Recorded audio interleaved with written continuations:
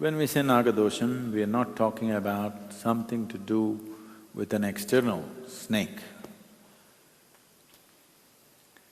Today, it's a well-known fact that a certain part of your brain is reptilian in nature. Within your brain, there is a small brain, approximately the size of your fist. It is the size of a crocodile's brain. You know why you have the tendency to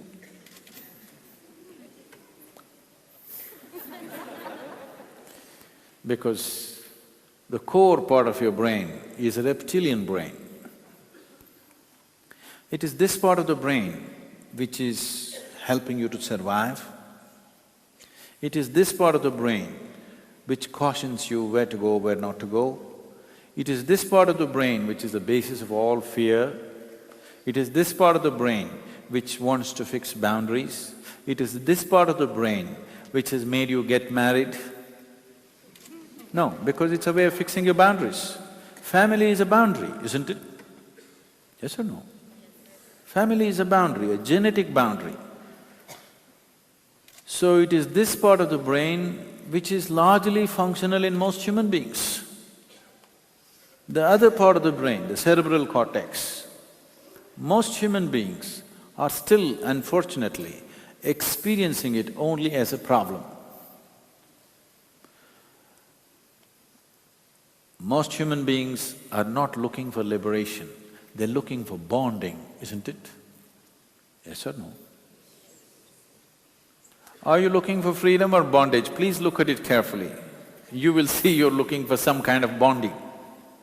Always you want to bond with something. That is the reptilian brain. If the outer dimension of your brain, which makes you a human being, if that functions, you want to liberate yourself. You want to become free from everything. Spiritual process is natural. Seeking is natural. But if you're functioning from the reptilian part of the brain, I would call that Nagadosham.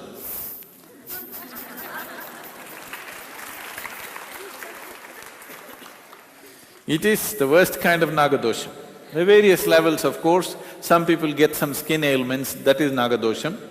But this is the worst form of Nagadosham, is you're limited to your reptilian brain. The brain, that part of the brain which makes you human, that is not yet active. You are experiencing it more as a trouble, more as a problem than as a solution for everything. So, a spiritual process is essentially just this, to move from the reptilian part of your brain, which is always trying to fix boundaries. See, a dog is going around peeing all over the place, not because he has some urinary problem. He's fixing boundaries. He believes that's his kingdom, like you believe.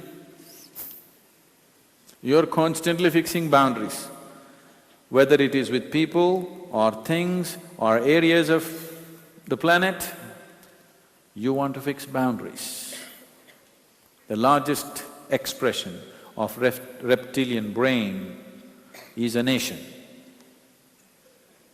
The smallest expression of reptilian brain is family. Both are boundaries.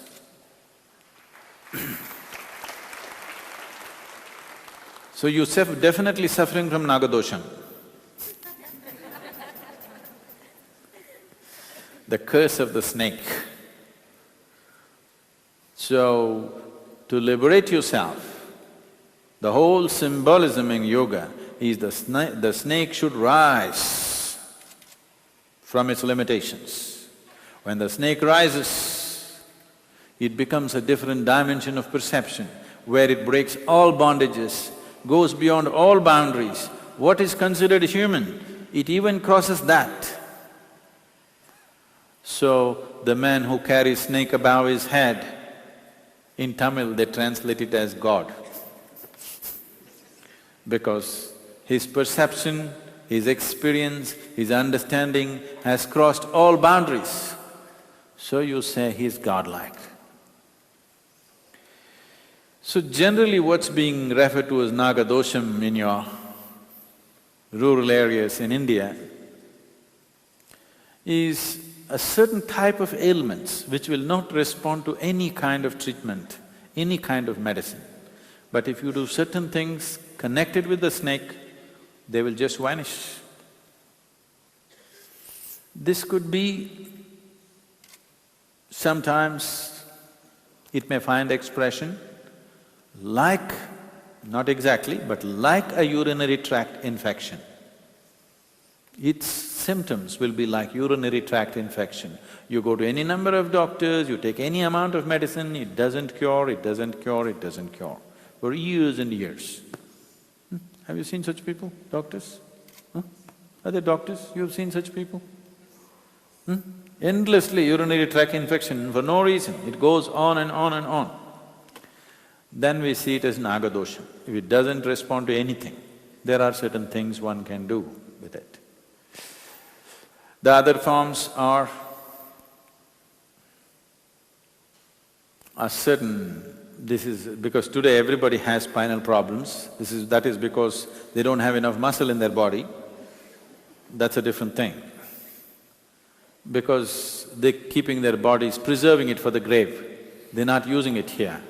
Such people have spinal problems, not that.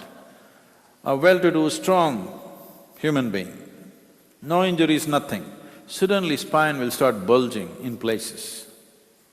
Nagadosham. It could be easily fixed by doing certain things. They just go to your temple and come, it's gone. Any number of people, particularly in South India you will see this. Or they make an offering and it's gone. Or there are certain types of psychological problems. They are symptomatically very distinct. If such things happen, that's Nagadosham.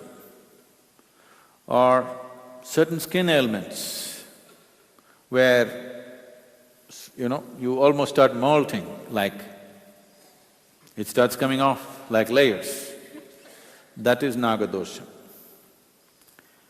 Or calcification of bones will happen in a certain way that if you allow it to grow, your body will become like a rock. You know this, what it's called in medically, what do they call it? Calcification happens in all the joints and everything becomes like stone after some time. Actually, you will become a calcium stone man, or woman for that matter. Usually women don't have this, it's the men who get this problem. What's it called? No, not spondylitis. What is this? Yeah, marble bone disease. Huh? Okay. It's called marble bone disease because your body or your skeletal system is becoming like a stone, excess calcification. Marble is just calcium, it's only in limestone areas that marble will happen. So that is Nagadosham. We have one brahmachari here who had such an issue and there's no hope, isn't it? Marble bone disease, can you cure it? Can you cure marble bone disease with modern medicine? We have one brahmachari who came with marble bone disease here and today he's perfectly fine, doing many Surya Namaskars and everything.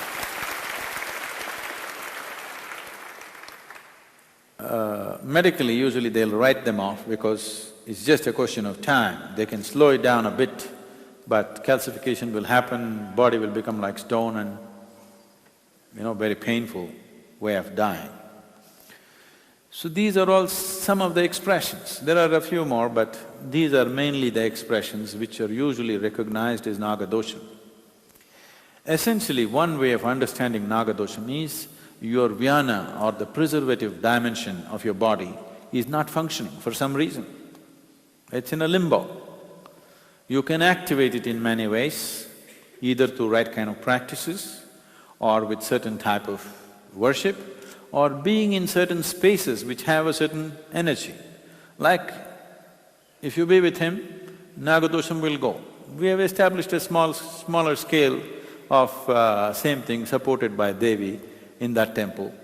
Already some people were telling me, people came with Nagadosham and their lives have changed, and there's a whole lot of stories out there of how some things they've been relieved of. This will be a far bigger expression of the same thing. There, she fires it up in a different way. He will grow slowly. In another 12, 18 months, he will be very strong. Right now, he's okay, not very big. But gradually he will grow. After 12 years, if you come and see him, he will be very, very dominant. He will dominate the space in a big way, this area, because by then he will grow big time. Because this has to be… the naga always has to be backed up by something.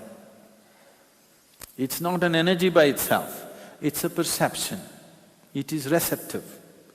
So, only if there's a powerful moolasthana, only if there's a powerful energy source, then he grows, because his nature is to receive. By himself, he is not anything, but he perceives. He receives so effectively that he becomes big.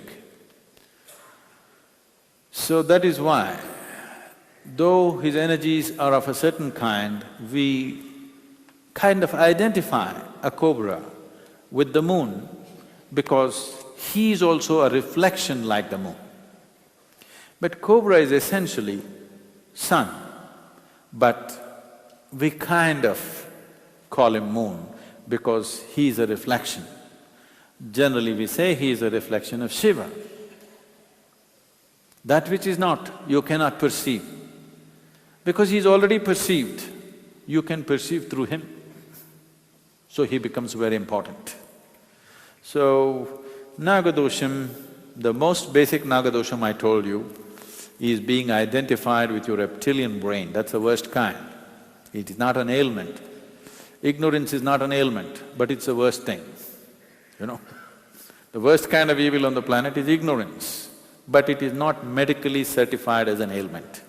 It should be actually. You will see certain skin conditions for which you have no names in medical thing.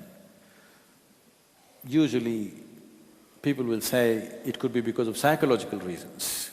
People have skin conditions which are referred to as psychological conditions because the way of the modern medicine is you give them every medicine in your pharmacy. If it doesn't work, it's a syndrome. So Nagadosham in modern language is a snake syndrome.